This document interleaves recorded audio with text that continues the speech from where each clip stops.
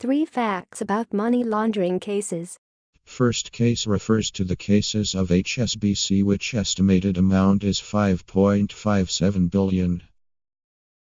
In 2012, HSBC forfeited 1.2 billion for having inadequate money laundering controls. HSBC had supplied banking services and American dollars to some banks in Saudi Arabia in spite of their connections to terrorist financing, avoid restrictions created to prevent transactions involving North Korea. Second case by Standard Chartered, which estimated amount is 191.8 billion.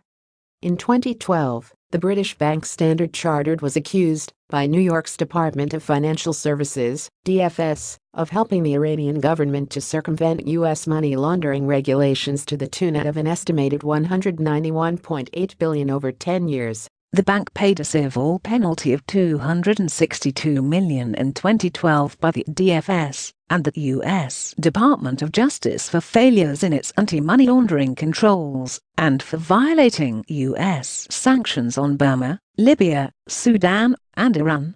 Third case is cases of Wachovia with estimated amount 292.5 billion. During the course of the investigation, it was discovered that Mexican cartels were smuggling U.S. dollars gained from selling illegal drugs in America across the Mexican border. The money was then given to the money exchangers who deposited it into their Mexican bank accounts. The origin of the money was not investigated by the Mexican banks, and this allowed the criminals to place their illegal earnings into the legitimate sector. These funds were then wired back to Wachovia's accounts in America, whose origin, again, was not checked. Any remaining banknotes were shipped back to America using Wachovia's bulk cash service.